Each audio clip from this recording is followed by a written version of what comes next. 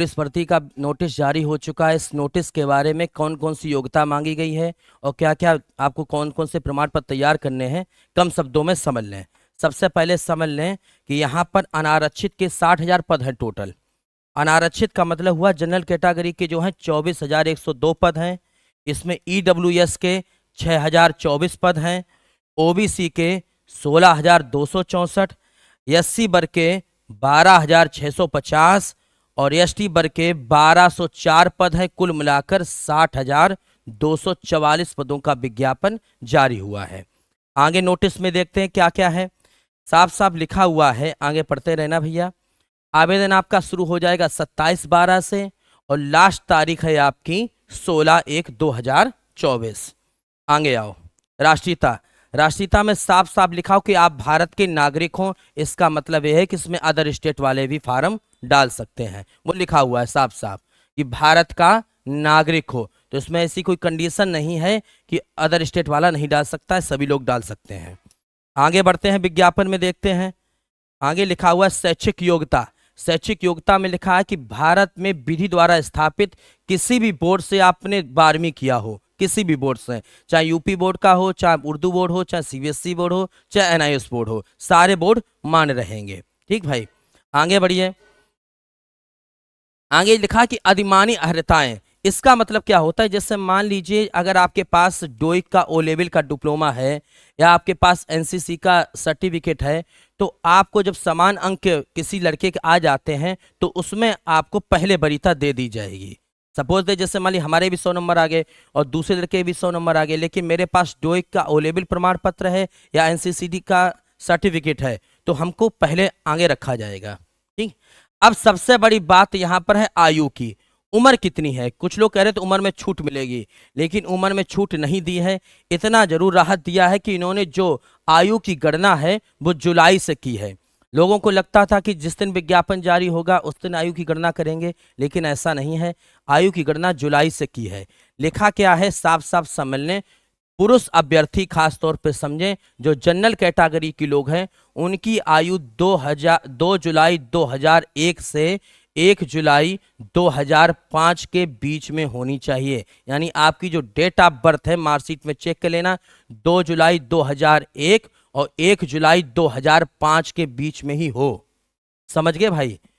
महिलाओं के लिए क्या है, उनकी जो उम्र सीमा है उसके लिए कंडीशन दी है कि 2 जुलाई 1998 से पहले तथा 1 जुलाई 2005 के बाद की ना हो। इसका मतलब है आपको 2 साल एक्स्ट्रा दिए जा रहे हैं।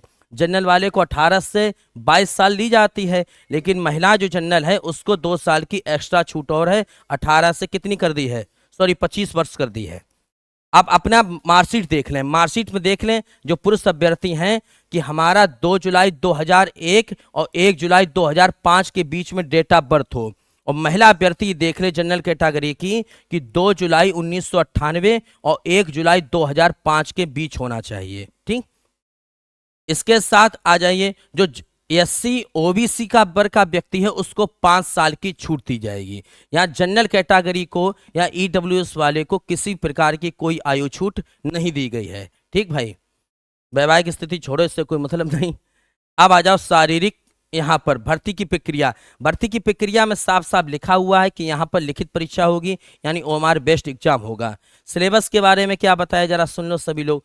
300 अंकों का पेपर होगा टोटल। ठीक। समय कितना दिया जाएगा? 2 घंटे, यानी 120 मिनट में आपको, ठीक, 120 मिनट दिए जाएंगे। यहाँ 4 विषय होंगे, वही पुराना सिलेबस है। सामान्य ज्ञान, सामान्य हिंदी, संख्यात्मक एवं मानसिक योग्यता, मानसिक अभिरुचि, बुद्धि लब्धि एवं तार्किक क्षमता। ठीक भाई। कुल प्रश्न कितने होंगे? 150 होंगे, और 150 प्रश्न में 1/4 का माइनस मार्किंग है। यहाँ 1/4 के माइनस मार्किंग का मतलब है कि एक प्रश्न अगर आपका गलत होता है तो 0.50 अंक काट दिए जाएंगे। 0.50 का मतलब हुआ 1 अंक। भाई एक क्वेश्चन कै नंबर का है? 2 नंबर का, तो उसमें 0.50 काटा जा रहा है, तो 1/4 नंबर आपका माइनस मार्किंग रहेगा। पुराने जैसा सिस्टम है। आगे बढ़ो भाई। परीक्षा ओमार पर होगी, इसमें कोई नई बात नहीं है। और आगे बढ़ते हो। लिखित परीक्षा 1 से अधिक पालियों में हो सकती है।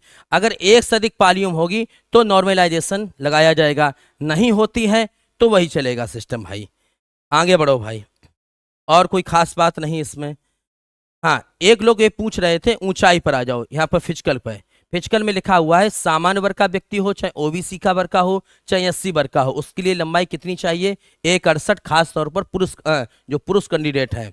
इसके बाद आ जाओ, अनुसूचित जनजाति के जो पुरुष हैं उनको लंबाई में छूट है, उनके लिए 160 सेंटीमीटर है।